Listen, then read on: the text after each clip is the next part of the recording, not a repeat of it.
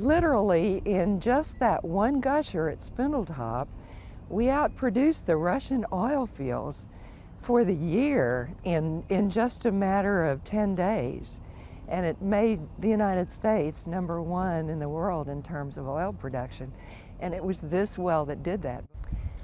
This is a monument that was first put up in the early 1940s to mark the place that the Spindletop gusher, the biggest gusher in the United States as of 1901, that's the site on which it came in. Everyone knows about the Drake well, the first well that was actually drilled in U.S. history, and that was in 1859, right before the Civil War. And then, as soon as that war was over, people started drilling all over the place. They were finding oil in a number of places, but in very small quantities by comparison to what was going to happen here. This well actually got started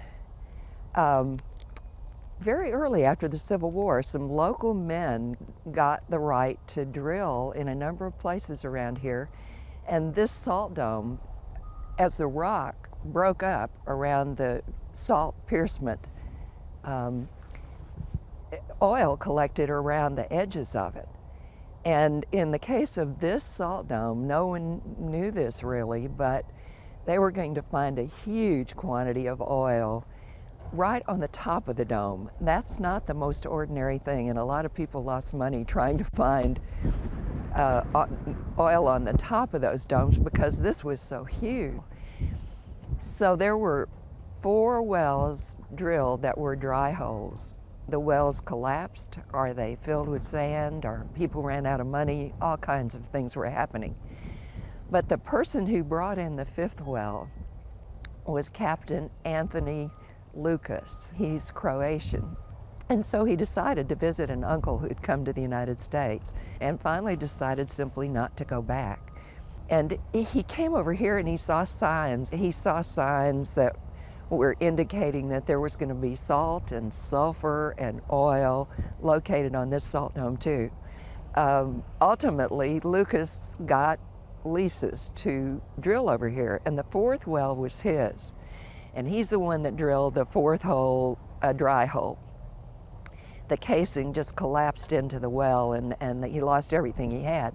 Now, he had used his own money on that, but and he had no more.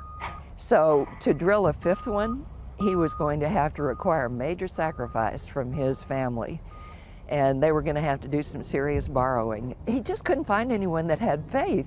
He had faith in himself, but he couldn't find any geologists that thought he even had the beginning of a good idea, until he got to the University of Texas and William Battle Phillips.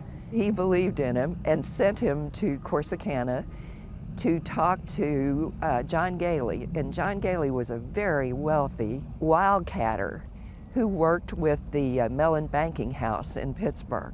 Gailey came down here and took a look at this, and he thought there was something here.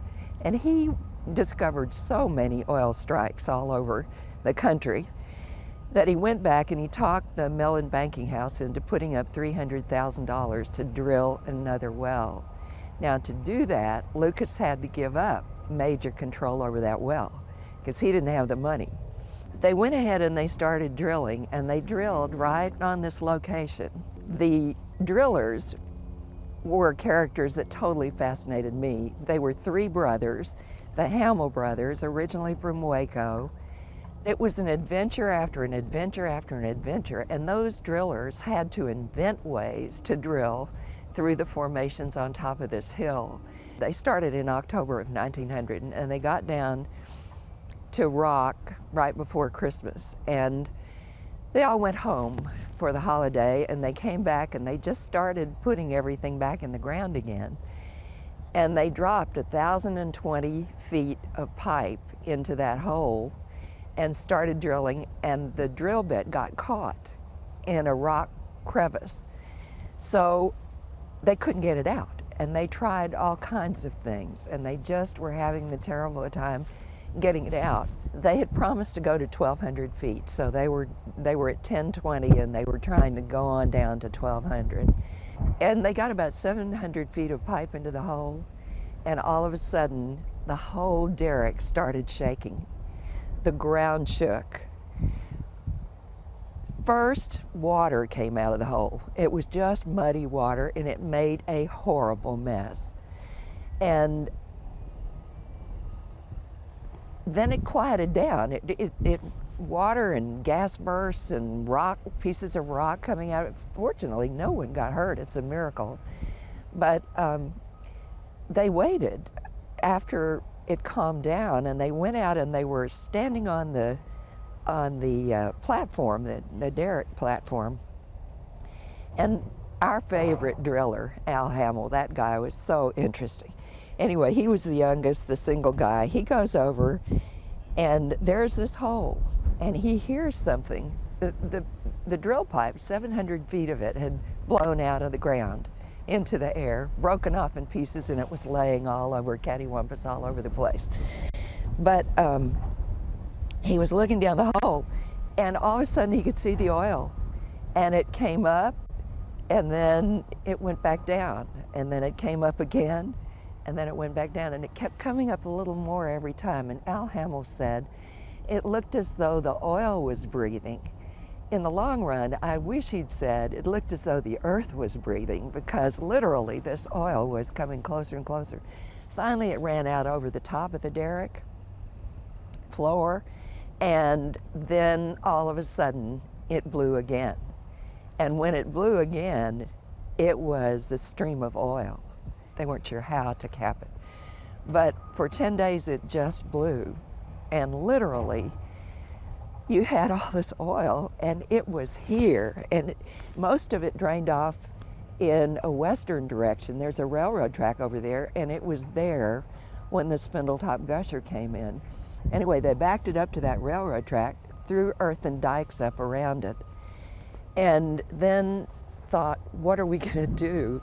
Literally, they probably, they got between 750,000 and 1 million barrels of oil out of that well in just 10 days. And it was the Hamill brothers that capped it. They invented a way to cap that well. It was on the 10th day that there was enough freedom from rock bursts to go ahead and clamp down what's now called a Christmas tree. And they're used in the oil industry all over the country now, but these guys invented it. They put it together, clamped it off, closed that well down, and then stood back and looked. There was oil everywhere. There was oil in the air. There was oil all over the ground, all over that. The derrick stood up to it. I think it's nothing short of amazing that it did. Well, you can imagine that the rush was on. And in the next 2 months, they drilled 5 more wells. I guess by April, they had 5 in all, and they were all gushers. So what happened is that we realized how much oil truly was available. Lucas worked in the field for about 6 months, and then he sold his interests out. And the big companies, Gulf, Texaco, Sun, came in and started working the field. It really wasn't so much the little guy once those companies came in the first year. Oil production at Spindletop Field began to decline in 1903. A second boom hit the oil field in 1925 and lasted until the beginning of the Great Depression. Small-scale oil production continues at Spindletop today.